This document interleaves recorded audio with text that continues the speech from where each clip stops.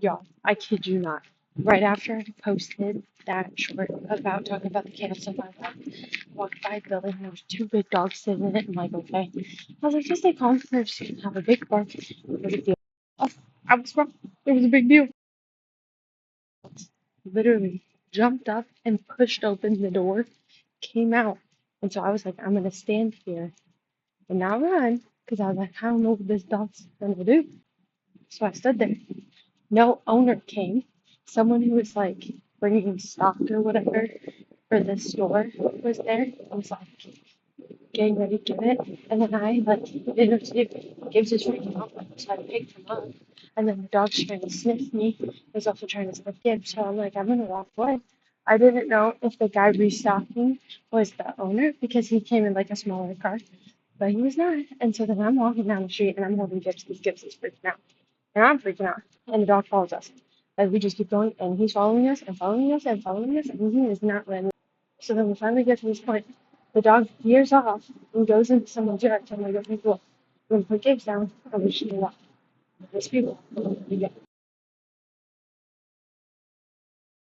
the followers yelling at the dog. I can't tell if he's yelling at me. I thought I heard him say, hey lady, but I'm like completely tuning everyone out. I'm like, get me out of here. I did think about running across the street because there were openings, but I was like, I would feel awful if that dog followed me and then got hit by a car. And so I was like, I'm just gonna stay on the side of the road. Anyways, so I'm going, and then finally I stop again. I let the dog sniff Gibbs, and then Gibbs is jumping and freaking out, so I pick him up again. I'm just standing there and sniffing Gibbs' poop bags, like he's all up in our grill.